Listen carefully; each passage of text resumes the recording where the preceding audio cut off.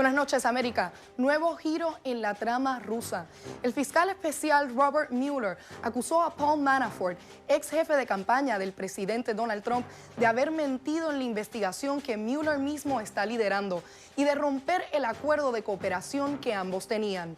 Esta denuncia significa la pérdida de un testigo clave en la trama rusa y para Manafort una condena más larga en la cárcel. Desde ayer se especula que Manafort mintió buscando el perdón presidencial y así evadir la cárcel. Y hoy el presidente Trump dijo en una entrevista en el diario New York Post que no descartaba la posibilidad de un perdón presidencial. ¿Qué mensaje está enviando el presidente de los Estados Unidos a todos los involucrados en la trama rusa? Si no me incriminas, te perdono. La investigación de la injerencia rusa es un tema serio y todos los involucrados deberían trabajar en pro de la ley, la verdad y la justicia. Son las 8 en Bogotá, Lima, Quito y la costa este de los Estados Unidos y las 10 en Buenos Aires y Santiago.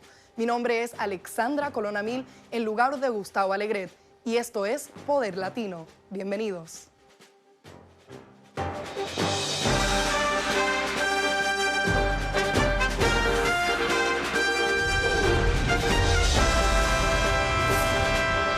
Poder Latino con Gustavo Alegret.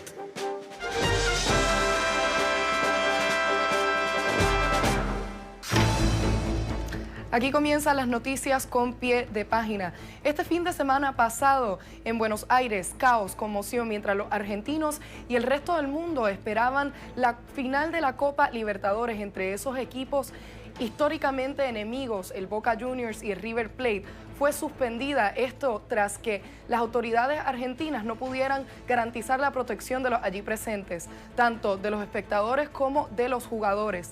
Pero las alarmas no solo suenan por este partido que fue cancelado, suenan por otro partido, esta vez uno geopolítico, que se dará lugar el fin de semana próximo también en Buenos Aires. Estoy hablando de la cumbre del G20, el grupo de los 20, relevante por supuesto por ser el club en el que los líderes mundiales se ven la cara.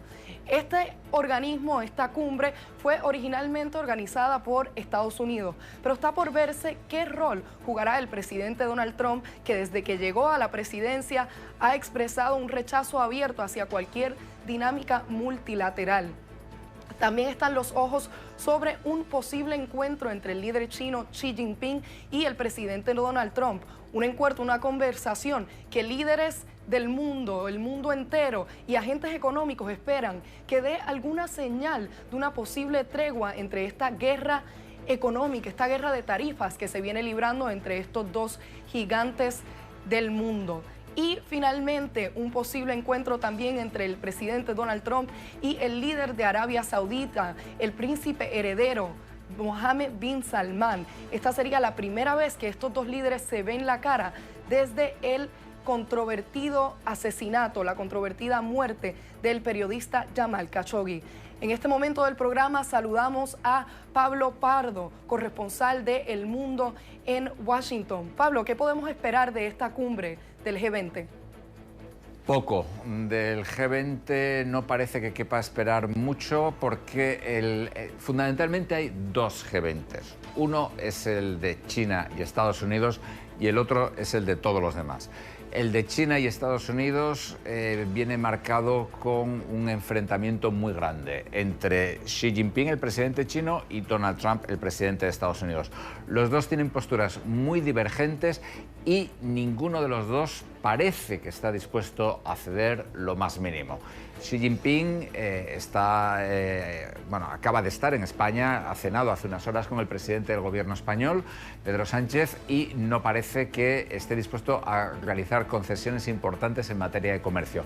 Donald Trump quiere aumentar los aranceles, las tarifas aduaneras a la importación de productos chinos. Este enfrentamiento entre estos dos líderes va a marcar completamente este G20. Al margen de esto, digamos, tenemos otras cuestiones de cambio global en la cual Estados Unidos no está dispuesto a ceder, cuestiones de género, de empleo, etcétera, que tienen verdaderamente una importancia secundaria, también porque muchos de los mandatarios que acuden a este G20 están o muy debilitados políticamente en sus propios países, y esto en cierto sentido también se aplica a Donald Trump, no tanto a Xi Jinping, o si no, en otros casos, simplemente porque están al término de sus mandatos, como es el caso del presidente de México o del presidente de Brasil, y por consiguiente lo que decidan pues va a tener muy poca implicación, muy poca influencia política. ¿Cuáles serían las consecuencias para la economía internacional si no se llega a este acuerdo que muchos esperan entre China y Estados Unidos? Si no hay acuerdo entre Estados Unidos y China en este G20, la guerra comercial entre los dos países pasa a un nivel superior y mucho más difícil de desescalar. Digamos, Estados Unidos está estudiando imponer más aranceles a muchos más productos, prácticamente a la totalidad de las importaciones de China. Al mismo tiempo, la Unión Europea, a pesar de que no tiene ninguna simpatía por Donald Trump, la Unión Europea está alineándose cada vez más con Estados Unidos en el sentido de que opina que China está llevando a cabo, digamos, un cierto capitalismo de Estado en el cual el gobierno da ayudas a las empresas que no debería darles y que por tanto no hay, digamos, un terreno de juego igualado para las empresas extranjeras y las empresas chinas, un terreno de juego que es más igualado en países como Estados Unidos o como Europa, donde las empresas chinas están operando con mucha más libertad. Por consiguiente, yo no diría que se trata, digamos, de una última oportunidad, pero sí se trata de una última oportunidad para evitar una escalada verdaderamente seria. Y esto es lo que verdaderamente preocupa a Wall Street. Cuando uno habla con banqueros, con personas de fondos de inversión, de hedge funds en Wall Street, estos días están absolutamente obsesionados, literalmente, con el encuentro entre Xi Jinping y Donald Trump. ¿Cuándo se va a producir? ¿A qué hora va a ser? ¿Se va a cancelar? ¿No se va a cancelar? ¿Se va a producir? Etcétera. Cosas como, por ejemplo, la firma del nuevo Tratado de Libre Comercio entre Estados Unidos, México y Canadá no les importan absolutamente nada. Toda la atención está en China y en Estados Unidos y, como comentaba antes, las expectativas no parecen ser nada buenas porque los dos líderes mantienen sus posiciones y no están dispuestos aparentemente a ceder. ¿Y las consecuencias para América Latina, donde están muchos de nuestros televidentes? Si no hay un acuerdo entre Estados Unidos y China, digamos, para desactivar sus tensiones comerciales, las consecuencias van a ser malas prácticamente para todo el mundo, porque va a haber menos comercio en términos generales.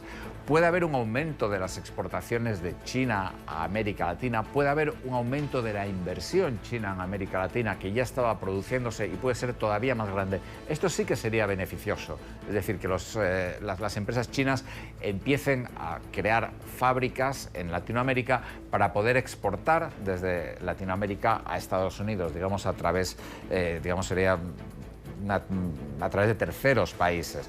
Esto sí que sería positivo, pero esto también tiene ciertos factores de incertidumbre. Por un lado, una fábrica no se crea súbitamente en un momento dado, en 2 o 3 meses, lleva tiempo.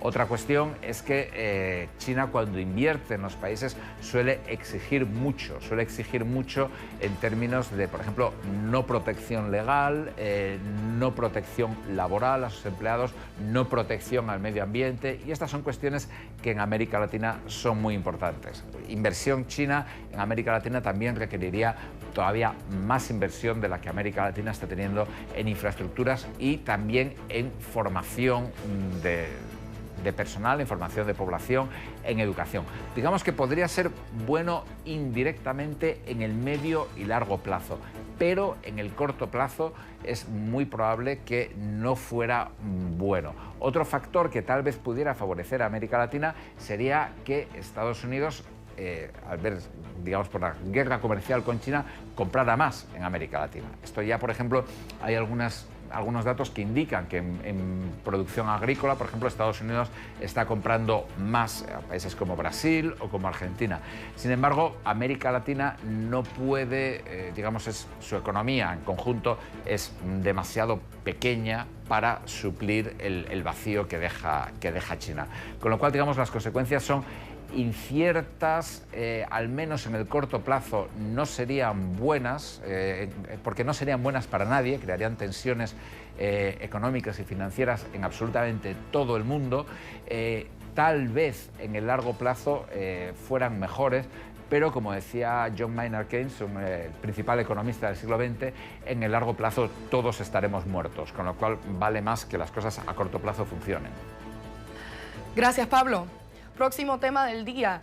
En las últimas horas se dio a conocer que la candidata republicana Cindy Hyde-Smith derrotó al candidato demócrata Mike Epps en la contienda por representar al estado de Mississippi en el Senado. Hyde-Smith se convierte en la primera mujer en representar a este estado en el Congreso estadounidense. Sin embargo, esta contienda, que es una de las más reñidas de los pasados comicios el 6 de noviembre, fue marcada más bien por comentarios abiertamente racistas por parte de la senadora, quien se enfrentaba a Mike Epps, un candidato afroamericano. Todo esto, sin embargo, no hizo que el presidente estadounidense retirara su apoyo a la ahora confirmada senadora. Y estos resultados que se dan a conocer hoy no cambian lo que ya sabíamos, lo que se dio a conocer el 6 de noviembre, que es que el Partido Republicano mantiene control del Senado, mientras que el Partido Demócrata se hace con la Cámara de Representantes. Así lo podemos ver en este gráfico. Pasamos a otros temas. En horas recientes se dio a conocer que el Senado estadounidense aprobó la legislación conocida como el NICA Act, una legislación que busca sancionar el régimen de Daniel Ortega en Nicaragua. Esto a pocas horas de que el presidente estadounidense haya firmado una orden ejecutiva que sanciona a allegados del presidente nicaragüense. En este momento del programa saludamos a Ileana Ros-Lehtinen, una congresista en Florida. ¿Qué importancia tiene esta ley, Ileana? Bueno, muchísimas gracias primero por esta entrevista, porque es una ley tan importante que quisiera darle toda la información a su audiencia tan grande. Este NICA Act lo hemos pasado en la Cámara de Representantes no solamente una vez, sino 2 veces, pero ha estado estancado en el Senado, no porque tienen problemas con la ley, es que no han tenido tantas otras cosas para discutir. Al fin, anoche pasaron el NICA Act, entonces tenemos que pasarlo de nuevo en la Cámara. Así que va a pasar en la Cámara 3 veces. Y lo que hace la ley es bien sencillo. Dice que los Estados Unidos va a estar en contra de cualquier préstamo internacional para el gobierno de Daniel Ortega. O sea, Ortega depende en muchos fondos internacionales del Banco Mundial, del Foro Internacional Financiero, todos esos. Él no va a tener el apoyo de los Estados Unidos. Los otros países saben que vamos a votar no. Por ley tenemos que votar no y ellos no van a darle esos préstamos. Así que es un golpe financiero bien dramático para el régimen de Ortega. No va a perjudicar al pueblo de Nicaragua, solamente perjudica el régimen.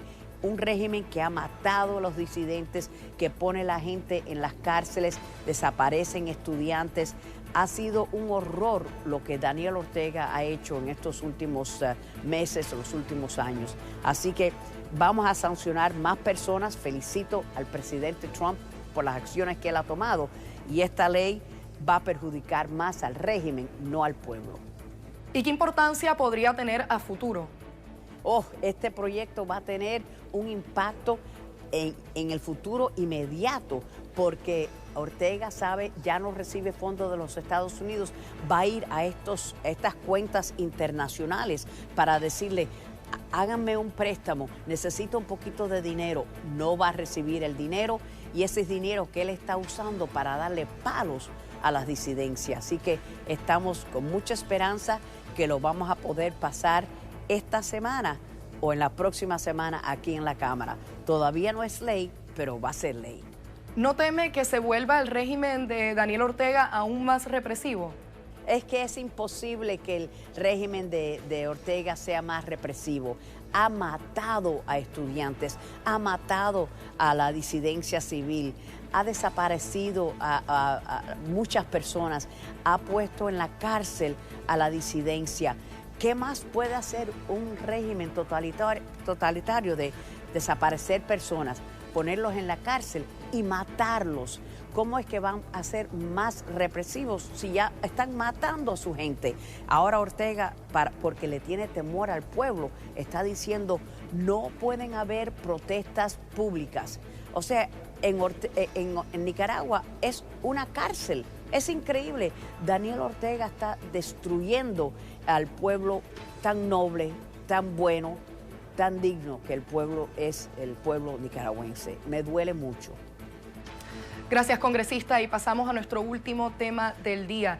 El presidente mexicano Enrique Peña Nieto decidió otorgar el más alto honor de su país a un funcionario estadounidense, el yerno del presidente Donald Trump, Jared Kushner. Esto por su presunto papel en la renegociación del acuerdo entre Canadá, Estados Unidos y México, el Telecán. Saludamos al ex embajador de México en Estados Unidos, Arturo Sarucán.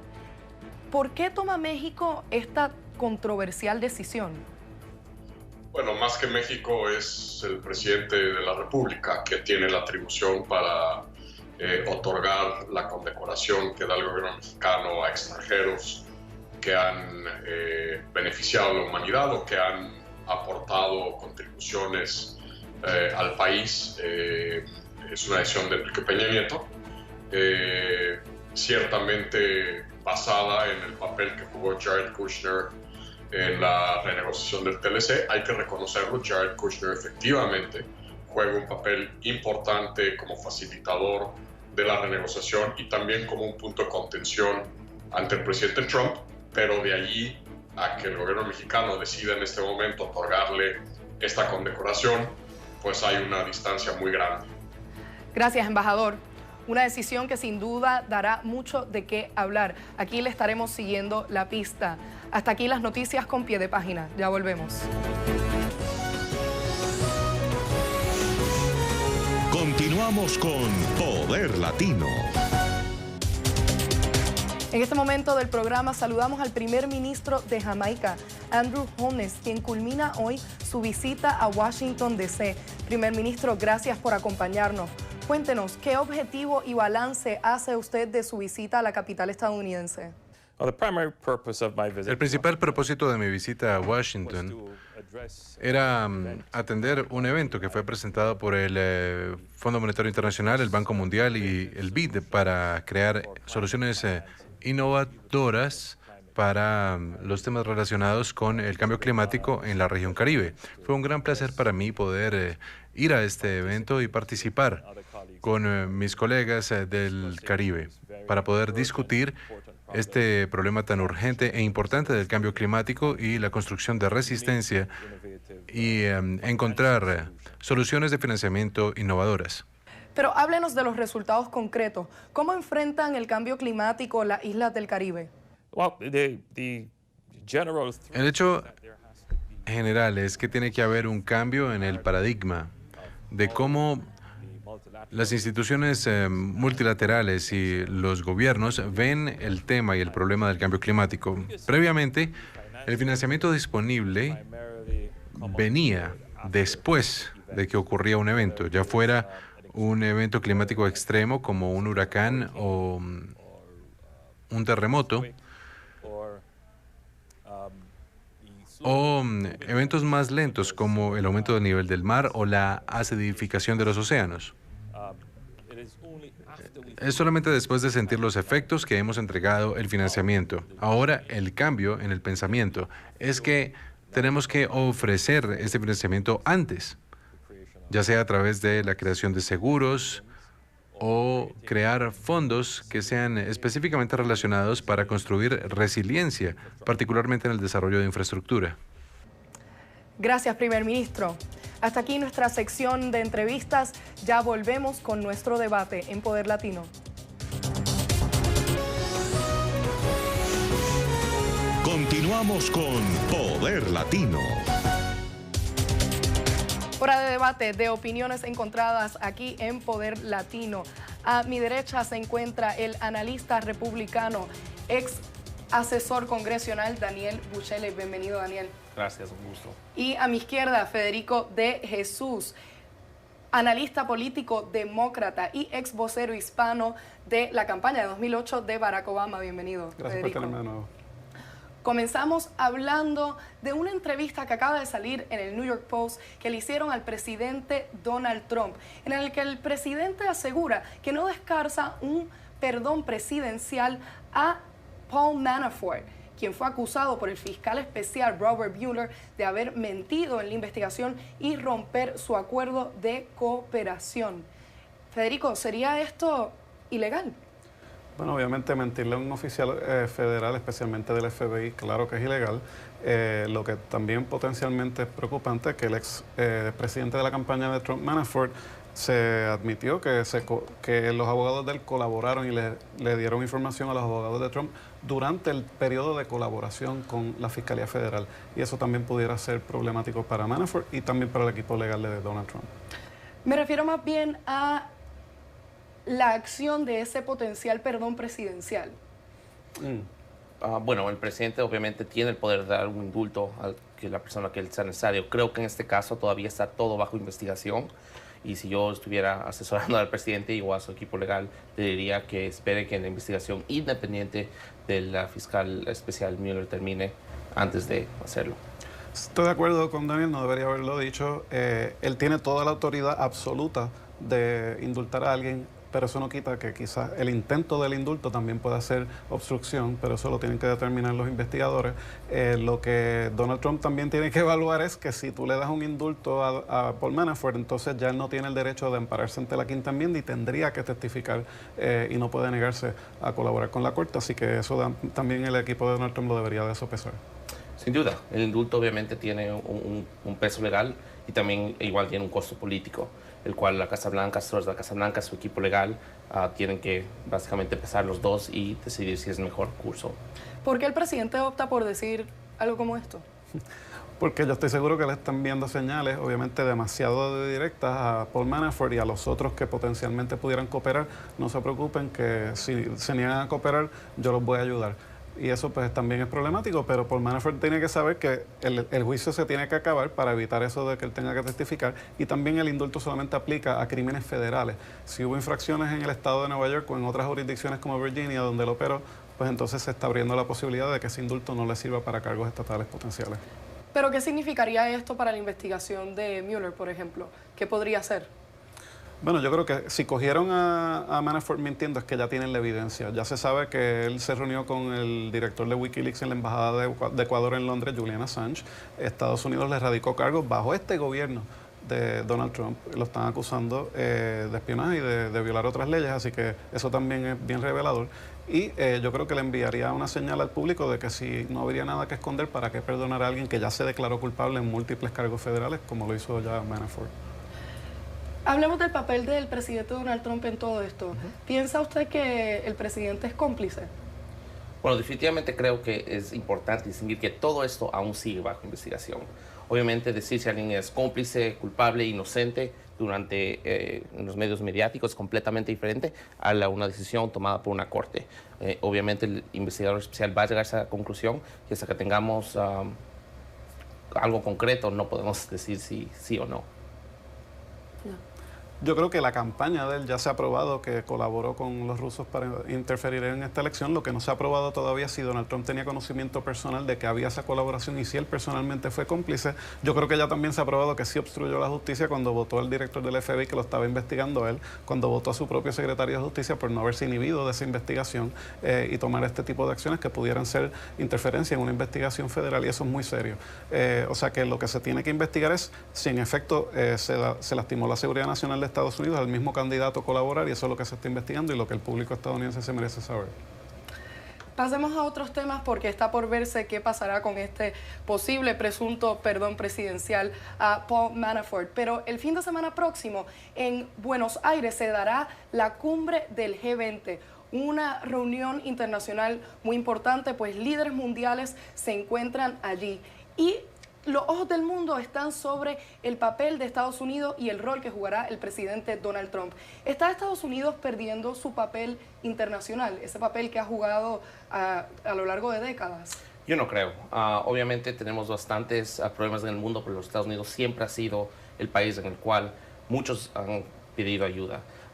Por ejemplo, lo que vemos en América Latina, aunque los Estados Unidos ha perdido un poco la cancha a China y a Rusia, inversiones de múltiples países, a la misma vez vemos que básicamente estamos negociando el Tratado de Libre Comercio con México, con Canadá. Obviamente hay un plan que se mencionó para Centroamérica que podemos ser parte de. Entonces todavía yo no creo. Mira, yo creo que en cuanto al prestigio internacional de Estados Unidos como el líder en el comercio libre y los derechos humanos, Estados Unidos ha perdido mucho prestigio bajo esta administración. Cuando asesinaron al periodista del Washington Post, Khashoggi, de Arabia Saudita, y el presidente diciendo, bueno, como los saudíes nos dan dinero, pues no hay nada que hacer, a pesar de que la CIA ya concluyó que fue el príncipe de Saudi Arabia que ordenó ese asesinato, y él era residente permanente de Virginia, de este país.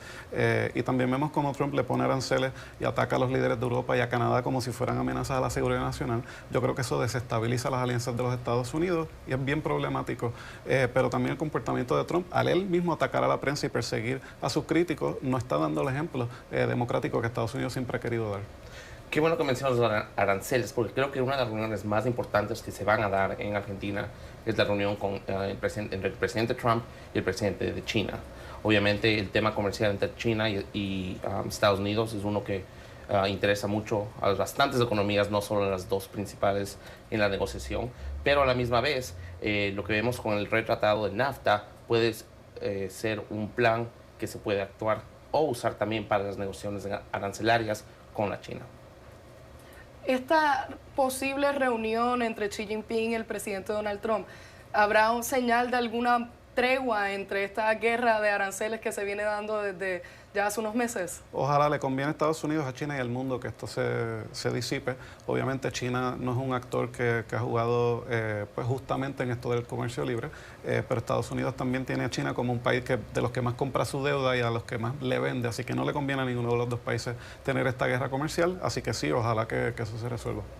Hemos hablado de los encuentros sobre los que el mundo tiene los ojos puestos, pero ¿cuáles creen ustedes, voy contigo primero, Daniel, que serán los temas más importantes de la cumbre? Obviamente aranceles a nivel mundial, seguridad, cooperación militar, estratégica, económica.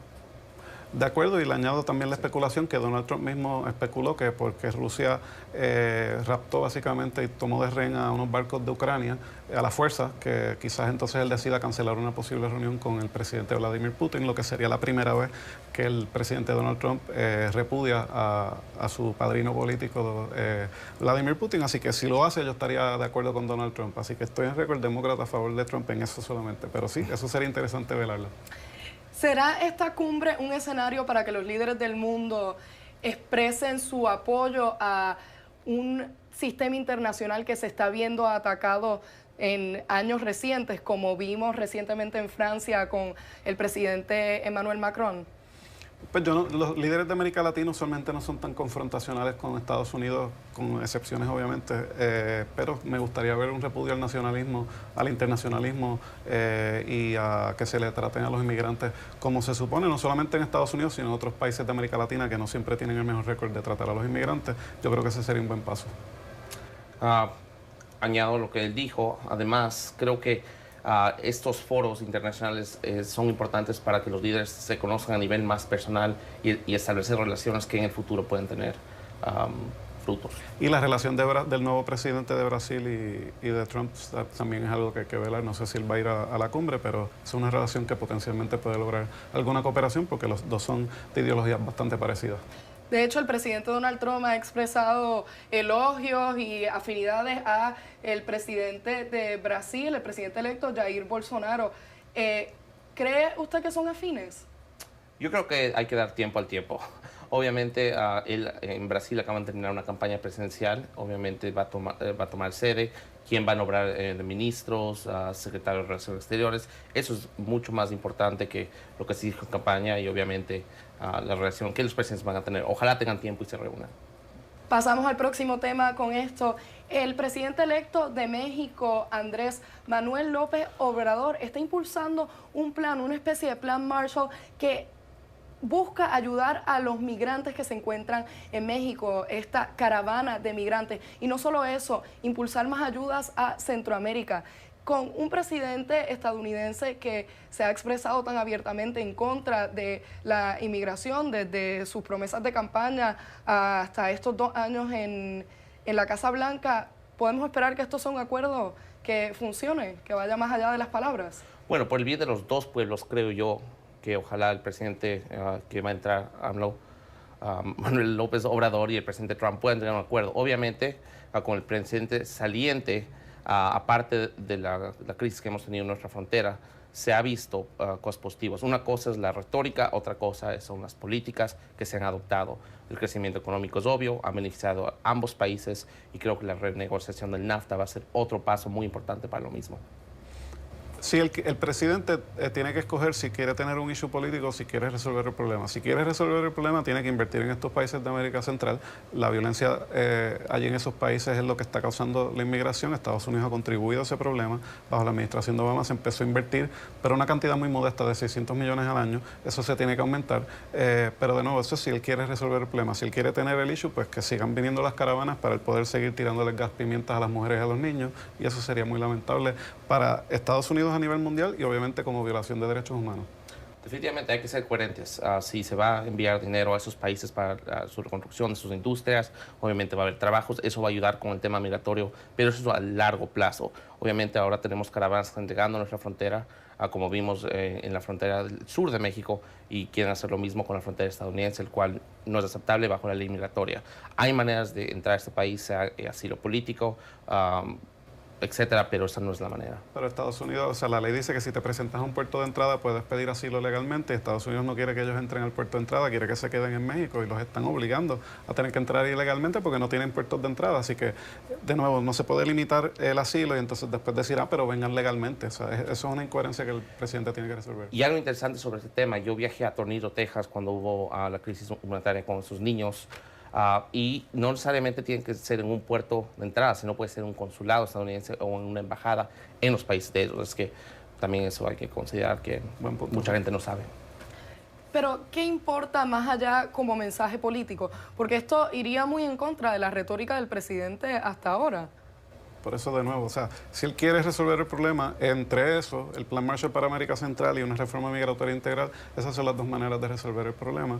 Lo demás es retórica política y, lamentablemente, ataques a personas inocentes, como vimos la separación de familias en la frontera y otras violaciones que ha hecho el presidente. ¿Cree usted que el presidente Donald Trump está agarrándose del tema migratorio como tema político, para avanzar una política y no va a ir más allá de las palabras? Yo no creo que el presidente Trump es el único líder que ha hecho. Yo creo que líderes de ambos partidos, demócratas, republicanos, presidentes, congresos, eso es un problema que viene ya desde muchas décadas. Obviamente tuvimos una amnistía bajo Reagan, obviamente estamos ya 30 años, tenemos el mismo problema. Si hacemos exactamente lo que hicimos hace 30 años, vamos a estar en los próximos 30 años en la misma posición.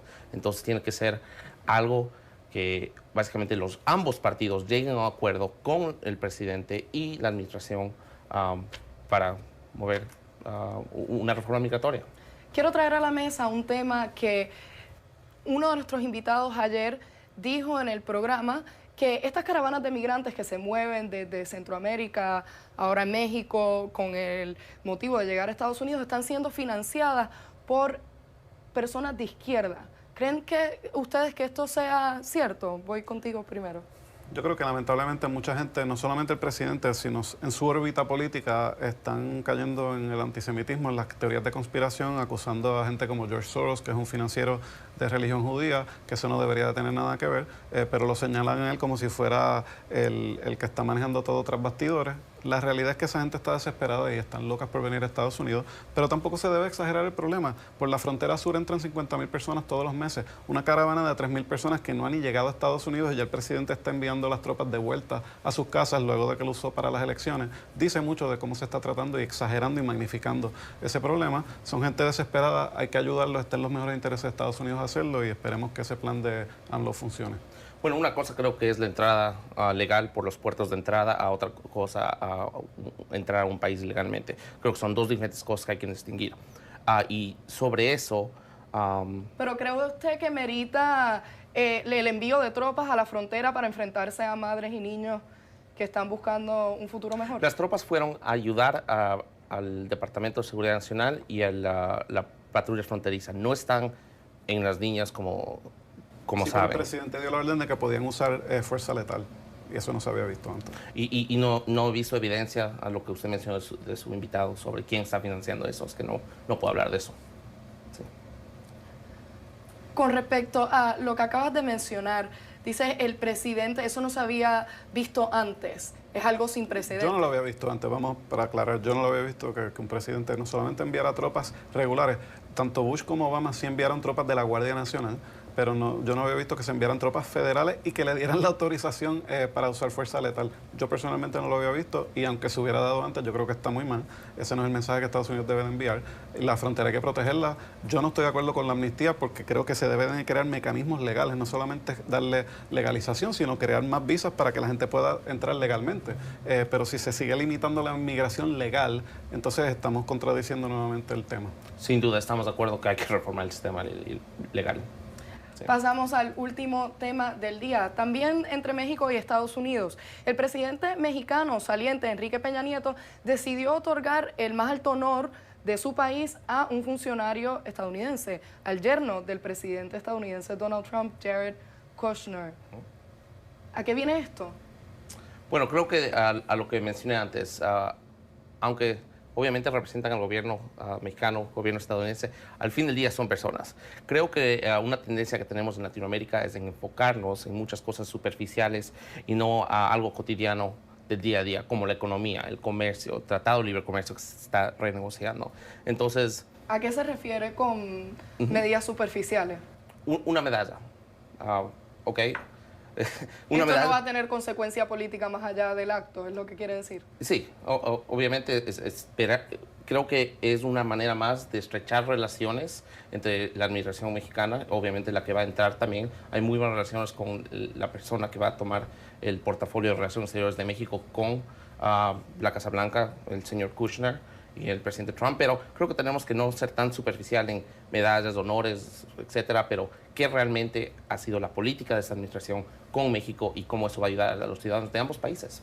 Lo que pasa es que estamos viviendo bajo la presidencia de una persona que es muy superficial y megalomaníaca, y ese tipo de cosas lamentablemente yo creo que es efectiva, así que yo creo que es una buena movida de Enrique Peña Nieto, porque Jared Kushner era el que estaba llevando las cosas tras bastidores entre ambas administraciones, y en ese sentido yo creo que es un buen trabajo. El problema es que Jared Kushner es una persona que está bajo investigación, que fue el que coordinó la reunión con Rusia, que tiene conflictos de interés personales entre sus finanzas y los bancos que le han prestado a la administración y que trabajan con la Casa Blanca, y así que pues eso es un problema en que Peña Nieto no creo que se debería haber metido, pero en el sentido de recompensar el rol que jugó Kushner, pues es una movida astuta políticamente.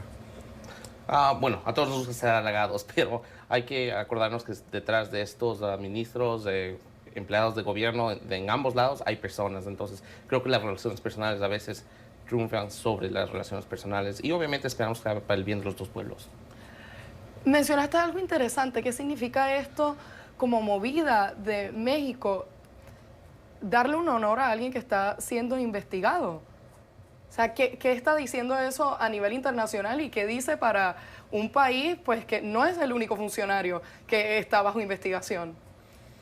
Yo creo que cuando Peña Nieto invitó a Donald Trump a su palacio presidencial y lo elevó a nivel de jefe de Estado cuando era candidato todavía, le hizo mucho daño a México y le hizo daño a Peña Nieto domésticamente, pero él decidió negociar en vez de atacar, y para algunas cosas eso produjo efectos, para otras pues sabemos la retórica del presidente contra los mexicanos, y pues hay muchos mexicanos con quien yo he hablado que piensan que el gobierno mexicano se debe dar a respetar. Yo creo que sin embargo AMLO está tratando de ser más balanceado, rechazar alguna retórica extremista, pero a la vez cooperar como lo hizo con la renegociación del Tratado de Libre Comercio, y en vez de tirarse por la vía de Chávez cuando atacaba a Bush y le decía demonio y mil cosas, yo creo que él tiene que gobernar y él tiene que bregar con Estados Unidos, pero desde una posición de dignidad, no para estar en la guerra retórica, sino para asumir posturas en lo sustantivo, como mencionaba el compañero. ¿Es posible evitar una guerra retórica con un presidente como Donald Trump? Yo creo que enfoquémonos en los hechos, en las leyes que hemos pasado, en el Tratado de Libre Comercio que está siendo negociado y que va a ser prontamente, esperemos, firmado. Y como mencionó, tenemos que ver más allá de la retórica y enfocarnos en los hechos coherentes, porque el nuevo gobierno de México va a tener que trabajar con el gobierno americano y viceversa. ¿De acuerdo? Muy bien, bueno, opiniones encontradas, a veces en acuerdo. Hasta aquí la hora de debate en Poder Latino. Gracias, Daniel. Muchas gracias. Gracias, Federico, por acompañarnos.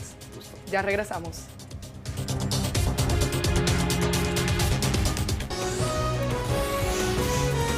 Continuamos con Poder Latino. Aquí en la recta final de Poder Latino, como siempre, con las recomendaciones culturales que por lo general yo les hago llegar. Pero como estoy hoy en la silla de Gustavo, tenemos el placer de tener con nosotros a Valeria Mazzarelli. Valeria, buenas noches, bienvenida. Buenas noches, Alexandra. ¿Qué nos recomiendas hoy? Hoy les recomiendo un podcast creado por el medio de comunicación Vice News. Se llama El Chapo, El Juicio y El Jefe. El Chapo, muy en la noticia aparte. ¿Por qué nos recomiendas? Se les recomiendo porque Joaquín Guzmán, como ya te mencioné, mejor conocido como El Chapo, está siendo juzgado ahorita en una corte en Brooklyn. Y esta es interesante porque uno de los periodistas que hace este podcast, que se llama Keegan Hamilton, tiene años cubriendo el narcotráfico y dice que la guerra de las drogas en Estados Unidos va mucho más allá que una sola persona y el cartel de Sinaloa. A ver, este podcast es una colaboración entre varios periodistas. Uno de ellos es Keegan. Y otro es un periodista mexicano que se llama Miguel Ángel Vega. ¿Y qué tiene este podcast de diferente de otras series de audio que están por ahí, o de otras de las series, películas, que hay tantas que han sido protagonizadas por el Chapo Guzmán? Bueno, una de las cosas muy interesantes de este podcast es que primero lo puedes encontrar en inglés y en español, y estos periodistas viajaron hasta México, hablaron inclusive con familiares del Chapo, con gente del lugar de nacimiento del Chapo, que se llama La Tuna, y tienen información y comentarios de muchas personas involucradas en lo que es el cartel de Sinaloa. No hay forma de hablar de Joaquín El Chapo Guzmán sin usar superlativos. Y claro, no muchos pueden empezar como agricultor en las montañas de Sinaloa y convertirse en el mayor traficante de drogas hacia los Estados Unidos, según afirma la DEA. Actualmente, El Chapo se encuentra recluido en una cárcel de máxima seguridad en Nueva York por tráfico de drogas, lavado de dinero y homicidio. Se espera que sea el juicio del siglo, porque estará en juego mucho más que la culpa o la inocencia del Chapo. Se estará juzgando más de una década de la guerra contra las drogas. Pues para mí es un buen hijo, una persona que se ha dado a querer con toda la gente. Mientras que el Chapo se presenta en una corte en Nueva York, les vamos a presentar las personas que han sido impactadas por él, como su familia. Desde que se lo llevaron no ha cambiado nada en México, al contrario, va de pique para abajo. O sea, ¿qué es lo que han beneficiado? ¿Qué es lo que han logrado? Si él ha escapado de lugares es porque se le ha permitido. El agente de la DEA que durante años lo estuvo cazando. Ese fue el momento donde dijimos, ya está, la cacería comenzó. Y quienes se han encontrado en medio de toda esta violencia. ¿Qué tan seguido te toca ver ese tipo de situaciones donde hay una persona muerta a balazo? Sí, muy seguido lo veo. De hecho, hasta creo que ya estamos impuestos a la gente de aquí. Somos rastreadoras. Buscamos a nuestros hijos desaparecidos. Las autoridades pues no hacen nada por buscar a nuestros hijos, entonces nosotros tenemos que salir a buscarlos. Vinieron hombres fuertemente armados en 2 camionetas. Ellos se meten, se lo llevan y de ahí ya no sé nada de él. ¿Usted cree que si no hubieran extraditado al Chapo, su hijo seguiría aquí? Sí. Se supone que el gobierno está para proteger a la nación y aquí no están abusando de la nación, del pueblo. El Chapo, el Jefe y su juicio. ¿Cuántos episodios tiene? Esta audioserie tiene 6 episodios, el último todavía no se ha estrenado y lo podemos encontrar por Spotify. Ya lo saben. Gracias, Valeria. A ti, Alexandra. ¿A usted le gustan los podcasts? ¿Los escucha? ¿Le interesa escuchar esta audioserie nueva? Cuéntenos a través de nuestras redes sociales, donde recopilamos mensajes como estos. La economía está en muy buen punto en décadas. No se logra en 2 años. Se debe a las políticas del gobierno anterior, después de la segunda gran recesión. Más atención que persecución, corrupción, fraude electoral, desvío de fondos públicos, narcodiputados, lavado de activos, saqueo de fondos públicos y compra de armamento. Cuando se mueren mujeres embarazadas en hospitales públicos por no contar con insumos. Son las opiniones y los comentarios que nos hacen llegar. Gracias por la generosidad de su tiempo, por acompañarnos. Hasta la próxima.